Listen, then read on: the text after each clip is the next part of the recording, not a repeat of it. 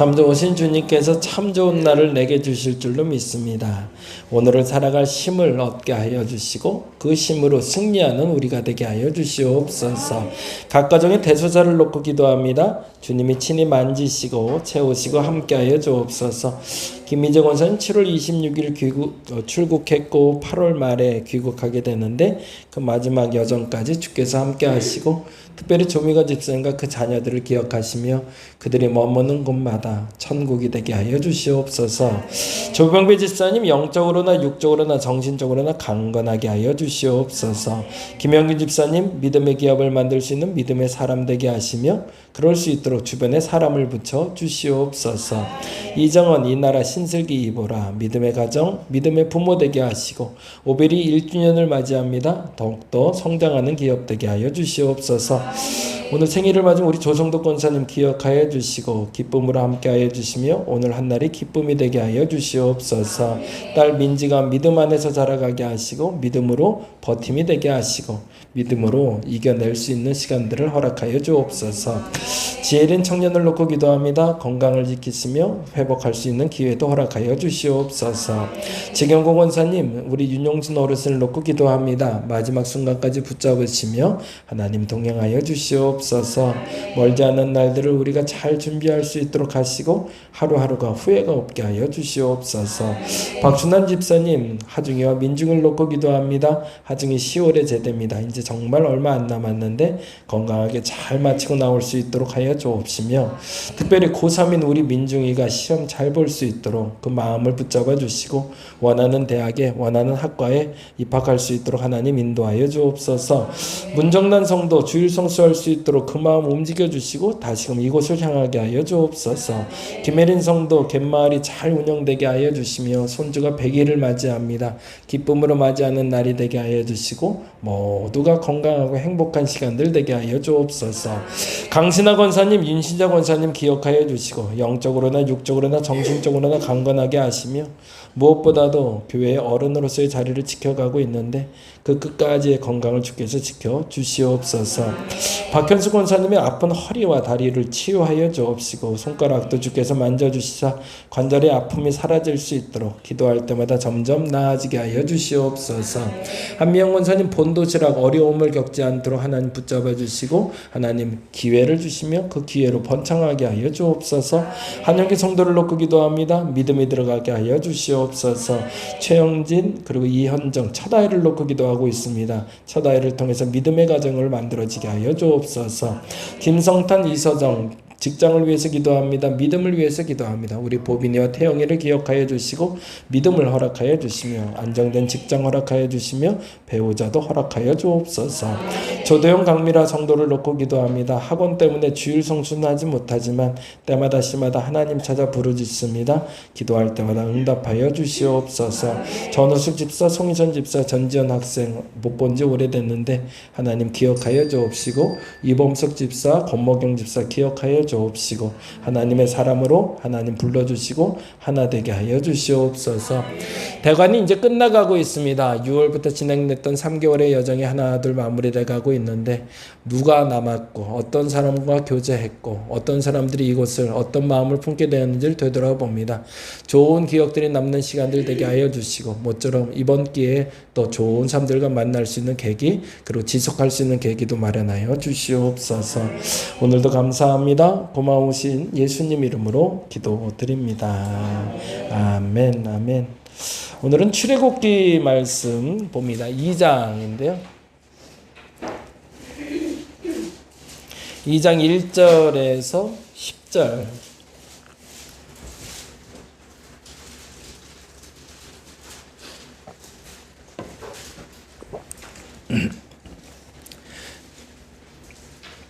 출애굽기 2장 1절에서 10절 우리 같이 한 목소리로 천천히 읽도록 하겠습니다.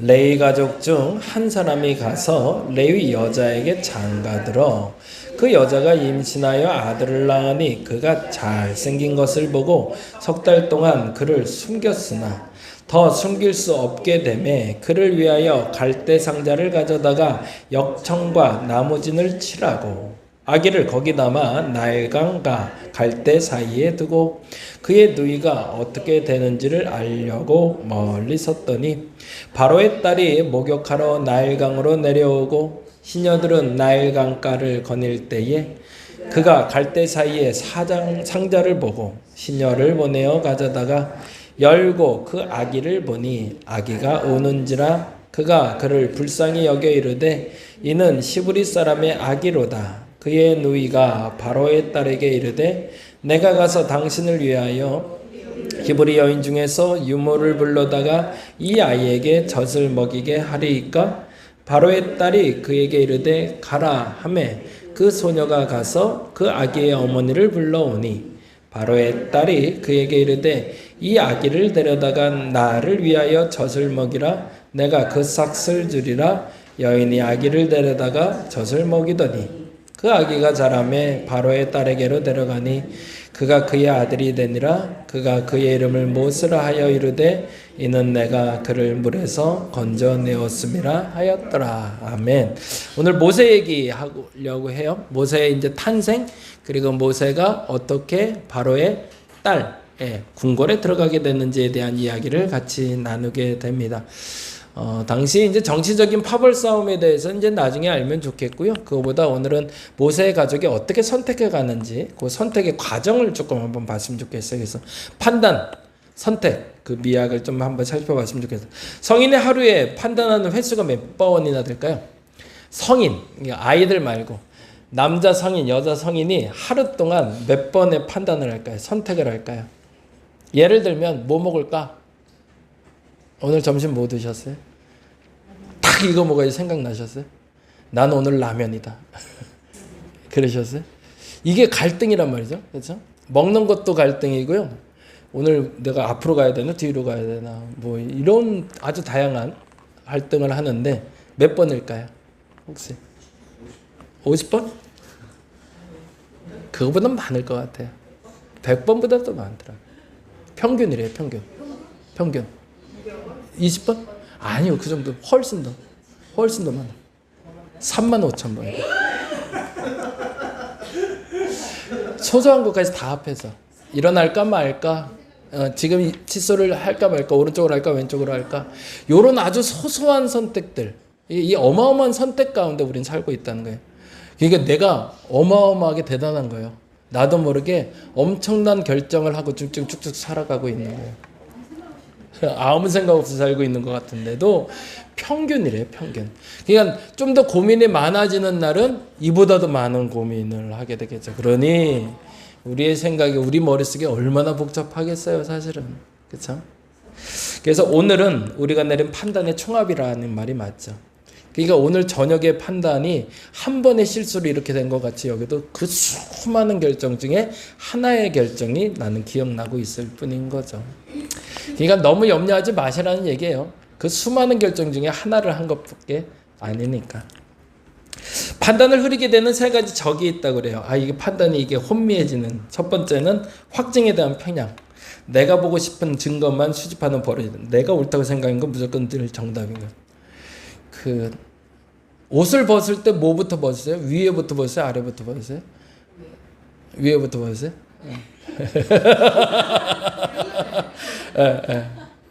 이빨을 닦을 때 이렇게 닦으세요? 이렇게 닦으세요? 이렇게 닦는 게 먼저예요? 이렇게 닦는 게 먼저예요? 이렇게만 닦아야 되나요?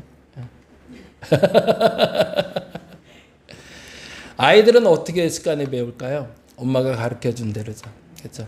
판단의 기준을 스스로 결정하지 않아요? 우리 큰아이, 둘째아이 다 참 저도 가정적인 것 같으면서도 가정적이지가 않아요. 아무리 생각해봐도. 이렇게 예와 생각하다 보면 그래요. 별로 도와준 게 없더라고요. 기저귀도 별로 안 갈아본 것 같고. 배변 훈련도 제가 안 시킨 것 같아요. 아이들이 남자인데 대소변을 내가 좀 하게 할 걸 생각해보니까 그것도 내가 안 시켰더라고요. 저 사람이 다 했더라고요. 특히 이제 그 대변 보고 정리하는 것 같은 것도 다 했던 것 같아요. 그러니까 아마도 걔네들은 엄마의 습관을 걔네들이 갖고 있겠죠. 당연히 그렇게 배웠으니까. 네. 우리가 변기에 화장실을 어떻게 거세요? 안쪽으로 거세요? 바깥쪽으로 거세요? 되는 대로. 그래, 그때 달라요. 예.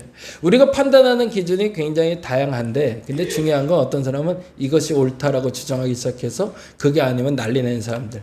예를 들면 그런 건데, 제가 아직도 생각나요. 그게 제 생각에도 그 큰 교회 목사님이 그런 것 때문에 싸운다고 라고 생각이 나서는데 뭐냐면, 만납교회 김우영 목사님이 예화로, 주일날 예화를 든 건데, 맨날 사모님한테 혼난대요. 치약을 중간에서 짜지 말라고 꼭. 끝에서부터 짜서 써야지 왜 중간에서 짜냐고 맨날 혼난대. 그래서 꼭 짜고 나서 혼난다고 그러더라고요. 내가 옳은 게 무조건 옳은 거죠. 근데 그렇지 않을 수 있다는 게, 그래서 판단을 흐려지는 이유는 내가 지금 가지고 있는 기존 사실을 인정하고 혹은 포기하지 못하기 때문이라는 거죠. 두 번째, 즉흥적인 감정. 이거 제일 많죠. 욱해서라는 표현 많이 쓰잖아요. 이유 없이 화가 나지는 않는데요, 이유 불문 화가 나는 대로 행동해요. 우린 그렇다고요. 예, 이유 없는 화는 없어요, 사실은. 근데 그 이유를 설명하기 이전에 이미 일은 저질러져 있을 때가 많아요. 그래서 늘 후회를 하죠. 그 이유라도 설명하고 화를 냈으면 차라리 덜 화가 날 텐데, 이유를 설명할 기회조차 안 주고 그 순간을 놓쳐버릴 때가 많습니다. 그래서 우리는 또 판단을 흐리게 되죠. 세 번째, 이게 제일 커요. 의지와 판단 사이에 혼돈하게 돼요. 뭐냐면 해야 되겠어는 알아요. 근데 안 돼요. 저녁에 먹지 말아야지. 안 돼요. 이 시간엔 자면 안 되는데 근데 졸음이 오는 걸 어떻게 해요? 예배 시간인데 안 돼 그러는데 내 눈은 감고 있는 걸. 내 판단과 내 의지가 왔다 갔다 하는 걸 어떻게 해요? 제가 요즘 걸으면서 생각나는 게 이거예요. 요 단어였어요. 그래서 제가 걸으면서 적어놨는데, 노란색으로. 나에게 가혹해야 할 때와 너그러워할 때를 아는 사람이 되어야 되겠다. 때로는 나에게 굉장히 관대해져야 될 때가 있더라고요. 그래야 내가 사람답게 살 수 있더라고요. 근데 때로는 나에게 되게 가혹해야 돼요. 근데 사람들이요, 내게 가혹해야 될 때 너그러워요. 그리고 내게 너그러워야 될 때 가혹해요.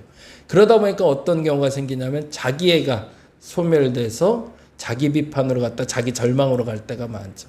자기한테 그때는 너그러워야 될 때가, 괜찮아, 이 정도 실수할 수 있는 거야, 그 정도는 넘어질 수 있는 거야, 그 정도는 아픈 거야 원래, 이렇게 얘기해 줘야 되는데 넌 그것도 못하냐? 스스로 나를 비판한다는 거죠. 그럴 때 나는 스스로 무너져서 잘못된 판단을 하게 되죠. 때로는 가혹해야 될 때가 있어요. 제가 요즘 노력 중인데 이게 어디까지 갈지는 모르겠지만, 살을 어느 정도까지 빼야겠다는 기준을 정해놓고 지금 계속 노력하고 있거든요. 가혹해야 되는데 미치겠어요. 이 마지노선이 참 어렵네요. 요것만 요 마지막 노선만 넘어가면 될 것 같은데, 요거 넘어가는 게 그게 너무너무 힘드네. 여기를 넘기려고 지금 애를 쓰고 있어요. 그땐 가혹해져야죠. 스스로에게. 오늘 아침에도 정말 걷기 싫더라고요. 날씨는 좋은데 일어나서 걷는 게 너무 싫어. 근데 그냥 그 누구 말만 떠나? 김종국인가? 그런 운동복 입고 자라고, 그냥 일어나자마자 그냥 운동하러 가는 것처럼 하라고. 그런 습관을 들이는 건 자기에게 가혹한 거죠. 근데 때로는 가혹해져야 판단이 바르게 되더라고요. 사실은 여기서 제일 많이 걸려요. 감정적인 거에 많이 걸리고요. 그리고 또 하나 걸리는 건 의지박약이에요. 사실은 놓쳐버려요. 그때는 결단해야 되는데 결단을 못하는 거죠. 현명한 판단을 위해서 그래서 다음을 해야 되는데 10 법칙이라는 게 있대. 10초 생각하고 10분 후 생각하고 10개월 후 생각. 이거 이제 감정을 배제하는 방법이죠. 내가 지금 화를 냈을 때 어떤 일이 벌어질지를 알아야 된다는 거예요. 사고가 안 나는 사람들 보면요, 항상 조심해요. 근데 조심한다는 건 보면 그들의 행동을 보면 항상 뭔가를 하기 전에 멈칫해요. 잠깐 멈추는 시간이 있어요. 칼을 만져야 돼? 그러면 칼을 만지기 전에 어떻게? 라고 생각하는 시간을 가져요. 그러면 안전해요. 근데 생각 없이 만지면 다치는 거죠. 10초만 생각해도 우리가 아는 사고들 중에 대다수를 막을 수가 있어요. 아차에서 교통사고 나잖아요. 근데 그 아차는 0.1초도 안 되는 순간. 10분이면 더 줄일 수 있겠죠. 10개월이면 뭐 말도 못하고. 그래서 제가 이제 강조하는 게 3초 기도인데, 말하기 전에, 행동하기 전에 3초만 기도하죠. 언제든지 기도하는 습관들이어서. 근데 그 3초면 판단을 흐리지 않고 판단을 바르게 할 수 있다는 얘기죠. 요건 한번 여러분 연습해 보시면 좋겠고, 둘째, 의도된 계획이 있고 수정될 계획이 있다는 것도 인정하는 연습을 자꾸 해야 된다는 거죠. 왜 나는 항상 하는 대로 안 되지? 라고 우리는 생각을 해요. 언제나 변수는 존재하는데 변수를 사실로 인정할 때 오히려 대처는 더욱 빨라질 수 있는데 그렇게 안 하죠. 오늘 오랜만에 우리 연정은 전사님 왔는데 저분하고 이제 지역교회 연구소를 하는데 올해처럼 일이 안 되는 경우가 없어요. 야, 어떻게 하는 것마다 안 돼요. 뭐 공모 넣어도 안 돼, 뭐 프로젝트 해도 안 돼, 뭐 사람 만나는 거 어떤데, 심지어는 일하던 사람이 멀리 또 이사를 가, 막 이상해요. 그러면 저 사람하고 나하고는 지금 좌절해야 되는데 그렇지가 않더라고요. 저 사람 성격도 그렇고 저도 그렇고. 그러면 그냥 대처하는 거예요. 딴 걸로. 그냥 딴 걸로 해보는 거죠. 왜? 플랜 B는 항상 있으니까. 물론 내가 먼저 생각한 것보다는 못할 수는 있어요. 근데 거기서 주저앉아 있을 필요는 없다는 얘기죠. 근데 항상 뭐냐면 내가 하는 것만 생각하다 보니 항상 무너지더라는 거예요. 이 부분은 여러분은 잘 기억하셨다가 지금 항상 플랜 B는 준비하고 사셨으면 좋겠습니다. 세 번째, 체크리스트를 만드는 건데요. 감정 배제하고 객관적으로 지표를 만드는 건데, 밑에 제가 좀 써놨는데, 감정이 절대적인 정답이 아님을 인정해야 돼요. 그런데 감정이 절대적인 정답일 때도 있어요. 그러니까 순간 판단이 옳을 때가 있어요. 때로는 순간적으로 이게 맞다고 여겨질 때 즉흥적으로 갑자기 움직이는 게 살아남을 때도 있어요. 그러니 객관적인 지표라는 건 감정적인 것과 이성적인 걸 최대한 조율한 지표여야 되죠. 그래서 그 체크리스트를 만들어서 스스로 노력한, 예를 들어서 아까 말한 대로 오늘 3초 기도했는지, 내가 아침에 일어나서 기도했는지부터 시작하는 거죠. 아침 기도했는지, 교회 오자마자 기도했는지, 내가 들어가서 잠들기 전에 기도했는지, 오늘 말씀 봤는지, 요 체크리스트를 만들어서 객관적인 기준을 만들어 가다 보면 어느 시점부터 내가 판단을 실패할 일이 없어지는 건 아니지만 최소화할 수 있다는 얘기죠. 오늘 성경은 이 세 가지를 얘기하고 있어요. 출애굽기 2장 2절에 3절에 엄청나게 많은 판단이 나타나고 있어요. 한번 볼까요? 2절 3절 읽어볼까요? 뭐뭐 판단하고 있는지 보세요. 2절 3절, 그 여자가 임신하여 아들을 낳으니 그가 잘생긴 것을 보고 석 달 동안 그를 숨겼으나 더 숨길 수 없게 되매 그를 위하여 갈대 상자를 가져다가 역청과 나무진을 칠하고 아기를 거기 담아 나일강가 갈대 사이에 두고. 몇 가지의 판단이 들어갔을까요? 첫째는 임신해야 되나 말아야 되나. 지금 아이를 갖는 것이 맞나, 아이 갖지 않는 것이 맞나. 근데 아이를 갖기로 결정한 거죠. 두 번째, 아이를 낳았어요. 잘생긴 걸 봤어요. 그리고 석 달을 숨겼어요. 여기도 판단이 들어가요. 얼마나 숨길 수 있을까?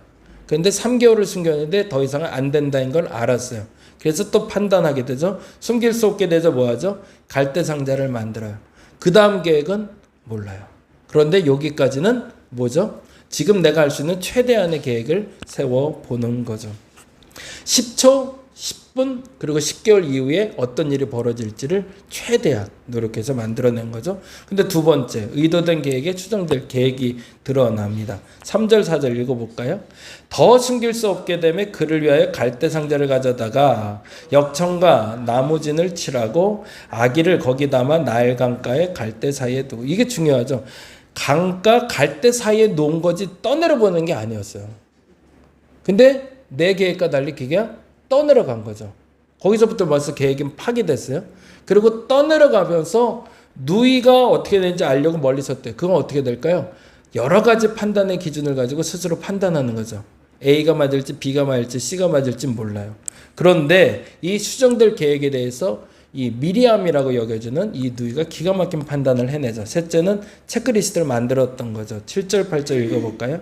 그의 누이가 바로의 딸에게 이르되 내가 가서 당신을 위하여 히브리 여인 중에서 유모를 불러다가 그 아이에게 젖을 먹이게 하리이까 바로의 딸이 그에게 이르되 가라 하매 그 소녀가 가서 그 아이의 어머니를 불러오니. 두 가지의 유익을 가져왔어요. 첫 번째 유익은 뭐죠? 자기 동생을 살렸어요. 이건 기가 막힌 거예요. 선택의 순간이거든요. 끝난 거거든요. 바로의 손에 들어간 거잖아요. 바로의 딸의 손에 들어갔던 거. 근데 열면서 한 소리가 뭐죠? 이는 히브리인의 아기다 그랬단 말이에요. 그리고 그놈이 아들인지 딸인지 한 번에 알잖아요. 그럼 뭐예요? 대번에 죽는 거예요. 그러면 끝나는 일이거든요. 근데 그때 갑자기 누이가 나타난 이유가 있는 거죠. 살리려고 나타난 거죠. 그리고 뭐라고 얘기하죠? 유모를 불러다가 젖을 먹이게 하리니까. 살릴 방법이 있습니다. 살리보실래요? 라는 거죠. 그러자 두 번째 이득은 뭐죠? 모세가 어머니와 함께 하게 한 거죠. 근데 이 선택이 플랜 B라는 이유가 있어요. 왜 그랬을까요? 미리암은 어머니를 잃게 되는 거거든요. 내 품에서 엄마와 내 동생은 떠나는 거예요. 다른 말로 하면 이 말이거든요. 모세의 가족은 가족이 서로 떨어져 사는 것으로 최선의 선택을 합니다. 살기 위해서. 같이 살려고 결정하는 게 맞는데 같이 아니라 따로 살기를 결정한 거죠. 그리고 심지어는 바로에게 유모라는 이름으로 들어가서 엄마가 젖을 먹이고 아이가 자라자 바로의 딸에게 넘겨주고 옵니다. 그리고 그의 아이가 된지라 라고 되어 있어요. 무슨 말이죠? 내 아이를 버린 게 아니라 내 아이를 위한 플랜 B를 결정을 한 거죠. 모든 계획은 미래를 예측하면서 시작되지만 계획대로 되지 않을 경우가 있어요. 그때 중요한 건요. 다음의 차선을 위해 무엇을 포기해야 하는지 빠르게 판단하는 게 제일 중요합니다.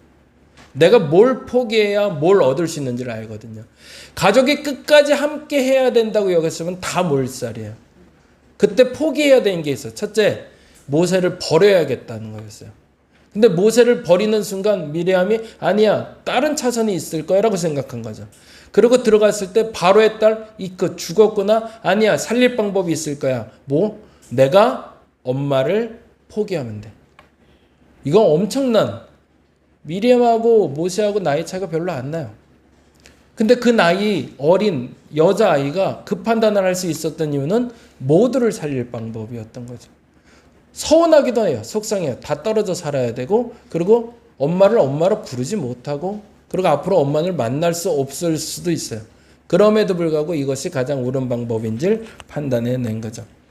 판단의 기준을 갖는다는 데서 어찌 보면 가장 중요한 건 다음 차선, 그러니까 내가 계획하지 않은 일들이 벌어졌을 때 내가 지금 무엇을 포기해야 하는지를 아는 것이 가장 중요합니다. 이게 계속 안 돼요. 안 되면 붙잡고 있을 필요가 없어요. 버려야 돼요. 근데 어떻게 버리죠? 그리고 지금 뭘 버려야 되는지, 그리고 뭘 잡아야 되는지를 알아야 진짜 우리 가족을 살려낼 수 있다는 거죠. 오늘은 그래서 이렇게 기도했으면 좋겠습니다. 기도 제목이 조금 긴데요. 같이 한번 읽어보죠. 모든 선택이 100% 만족하지 못함을 알고. 그렇죠? 모든 선택은 100%는 없습니다. 부부관계에서 행복하시나요? 네, 100%는 없어요. 그런데 다음 차선을 선택해야 한다면 읽어봅니다. 빠르게 무엇을 포기해야 하는지 최선의 선택을 통해 최대의 만족을 만들어내는 우리가 되게 하소서. 아마도 오늘 말씀드린 대로 우리는 35,000번의 선택을 했어요. 그래서 어떤 선택 때문에 지금 또 내가 얻어야 될 걸 잃은 것도 있고요. 내가 이럴 뻔했던 걸 얻은 것도 있어요. 오늘은 어떻게 살았는지 모르지만 이번 한 주 남은 기간을 살면서 지금 뭘 놔야 될지를, 이게 내가 목숨처럼 붙잡아야 되는 건지 과감히 버려야 되는 건지를 판단할 수 있는 여러분 되시기 바랍니다. 그리고 지금 놔 버려야만 잡을 수 있는 게 있다면, 그리고 그것이 차선이지만 이득이 된다면 그것을 잡을 수 있는 저와 여러분 되시기를 간절히 바랍니다. 기도하겠습니다. 매번 선택의 순간이 옵니다. 반복해서 옵니다. 끊임없이 옵니다. 근데 이 많은 선택의 순간 중에 항상 손해보는 선택을 하지 않는 우리가 되게 하여 주옵소서. 근데 이득이 되기 위해서는 제일 먼저 해야 되는 건 빠르게 무엇을 포기해야 되는지 결정하는 겁니다. 지금 내가 무엇을 포기해야 될까? 불난 집에서 금은보화를 챙겨 나오다가는 불타 죽습니다. 불난 집에선 내 몸이 가장 먼저 빠져나오는 게 우선입니다. 내 집에 불이 났는데 그 금은보화가 아까워서 그 집을 빠져나오지 못하는 어리석음 없게 하여 주옵시고, 내 가정에 그리고 내 삶에 문제가 발생했을 때 무엇을 포기하고 무엇을 붙잡아야 되는지 아는 저희들이 되게 하여 주옵소서. 그래서 차선이지만 비록 내가 원하던 결과까지는 아니었지만 그래도 손해보지 않는 일, 그 일을 해낼 수 있는 우리가 되게 하여 주옵소서. 미리암은 가족들을 위해서 가족이 뿔뿔이 흩어지기를 결정합니다. 어머니를 어머니라 부를 수 없고 동생을 잃고 심지어 어머니도 자기의 아들을 아들이라 부를 수 없는 상황까지 만들었지만 모두를 살려냅니다. 그것이 옳은 결정이기 때문입니다. 그 결정을 할 수 있는 우리가 되게 하여 주시옵소서. 오늘도 감사합니다. 고마우신 예수님 이름